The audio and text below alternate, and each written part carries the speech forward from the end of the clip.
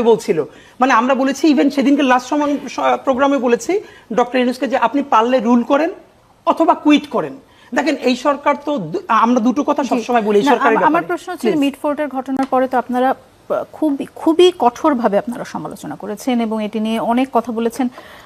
এই ঘটনাটির পরে আমরা খুব নরম করেও আপনাদেরকে কোনো কথা বলতে দেখলাম না। প্রথম কথা হলো যদি আমি আপনাকে বলি, মানে কিভাবে আপনারা ঠিক করেন যে কোন ঘটনার জন্য আপনারা প্রতিবাদ করবেন? আচ্ছা, আমরা যেভাবে ঠিক করি এটা হলো মিডিয়ায় যেটা সামনে আসে, আমরাই তো মিডিয়া এখন পর্যন্ত, আমি আপনাকে এখন পর্যন্ত বলি আমার যেহেতু ফেসবুক আইডি নাই, আমি একটা পেজ দিয়ে চলতেছি, সামনে আসেনি মেইন স্ট্রিম মিডিয়ায় এখন পর্যন্ত আমি সেরকম এটা দেখিই নাই। প্রথম আলো কি মেইন স্ট্রিম মিডিয়া? দেখেন একটা ব্যাপার হলো, আপনি মিটফোর্ডের ঘটনাটা যখন ঘটেছে এটাও কিন্তু মেইন স্ট্রিম মিডিয়া গায়েব করে ফেলেছিল, 2 দিনও আসে নাই, কোনো মিডিয়া করতে পারে না, একটা দুইটা ছোট মিডিয়া ছাড়া।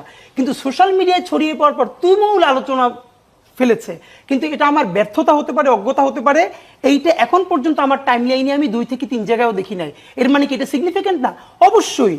আর আমাদেরকে যদি বলেন যে আমরা কোনো সিলেক্টিভ, আমরা ফোকাস, ধরেন এই দেশে অনেকগুলো ঘটনা ঘটে, আমাদের এক্সাক্ট ফোকাসটা কোন জায়গায়, আমরা এটা খুবই ক্লিয়ার, আমরা খুবই ফোকাসড, সেটা হলো সরাসরি জুলাই স্পিরিটের সাথে যেটা কানেক্টেড। দেখেন ধরেন আমরা তো খুবই ছোট একটা গ্রুপ, আমরা কি চাইলেও দুনিয়ার সব ব্যাপারে কথা বলতে পারবো?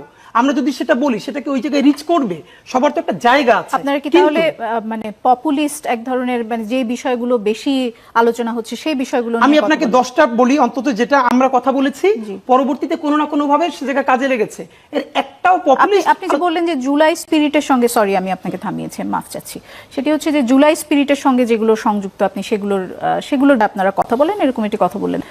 মিটফোর্টের ঘটনাটি কিভাবে জুলাই স্পিরিটের সাথে? দেখেন জুলাই স্পিরিটের সবথেকে বড় জায়গাটা কি, যে ইনসাফ। কারোর সাথে কোনো ধর্মের পরিচয়, কোনো বর্ণের পরিচয়, কোনো লিঙ্গের পরিচয়, তার সাথে ডিসক্রিমিনেশনটা করা যাবে না। তো একই অবস্থা যখন দেখেন এই কিছুদিন আগে যে খালেদ মহিউদ্দিন ভাইয়ের সাথে আমার শো ছিল, ভাই যেটা বলছিল, আপনাও যেটা বলছিলেন, আমি তো পত্রিকা আমার দেশের সামনে ধরে বলছি বিএনপি, জামাত, এনসিপি সবাই মিলে কিভাবে পাথর খাচ্ছে, এর মানে রাজনৈতিক সমঝোতার ভিত্তিতে। এখন মুশকিলটা হলো আমাদেরকে যদি আপনারা এভাবে ধরতে চান যে আমরা কোনটা বলি কোনটা বলি না, আপনারা আমি বরং রিকোয়েস্ট করে রাখি, আপনি চাইলে আমি আপনার লিঙ্ক করে দিতে পারবো। গত 1 বছরে আমরা যেই পরিমাণ বিভিন্ন ইস্যুতে কথা বলবার চেষ্টা করেছি, মূলধারা মিডিয়া কদ্দূর এসেছে আমরা জানি না, আমি বলতে পারি যে বাংলাদেশের দ্বিতীয় কোনো গ্রুপ এতগুলো জনসম্পর্কিত বিষয়ে কথা বলতে পারে নাই। আর আনন্দের ব্যাপার হলো আমরা টু দি পয়েন্টে বলতে পেরেছি বলে এর ম্যাক্সিমাম জিনিস জায়গা মতো রিচ করেছে। আমরা বিএনপির ক্ষেত্রে বলেছি, বিএনপি হাইকমান্ড আমলে নিয়েছে, সরকারের ব্যাপারে তো অনেকগুলো আছে যেগুলোকে আমরা বারবার বলতে বলতে বলতে বলতে একটা পর্যায়ে একটু একটু করে তারা অ্যাড্রেস করেছে। তো আমার যেটা আমি আপনাকে বলা, সেটা আপার একটা কথা আমি একটু কাইন্ডলি বলতে চাই যে এই সরকারের যে ব্যর্থতা, মুশকিল হলো কি, মানে এখন কথা বললে আমার তো এনসিপির মুখপাত্র হয়ে বলতে হবে বা সরকারের, আমি যেহেতু এনসিপিতেও নাই সরকারেও নাই, তো আমি শুধু এটুকুন বলতে চাই এই সরকারের যত ব্যর্থতা, এর একটা বড় ব্যর্থতা অবশ্যই বাংলাদেশের সকল রাজনৈতিক দলের নিতে হবে। কারণ রাজনৈতিক দলগুলোর একটা আনন্দটা হয়েছে কি এখন, যে এই সরকারের একমাত্র ওই যে অল্প কয়েকজন উপদেষ্টা ছাড়া এই সরকারকে আপনারা মনে করেন তৃণমূল পর্যন্ত ফাংশনাল? আপনি নিজে তো বলছেন যে ওসি 2 লাখ টাকা কাউকে দিয়ে, কোথাও বিএনপিকে, কোথাও জামাতকে, অথবা কোথাও নতুন করে এনসিপিকে দিয়ে তারা এভাবে মিলেমিশে খাচ্ছে। তা আমার যেটা ব্যাপার সেটা, এই সরকারের ম্যান্ডেট কিন্তু পলিটিক্যাল পার্টিগুলোই দিয়েছে, বাংলাদেশের জনগণ তো দিয়েছে।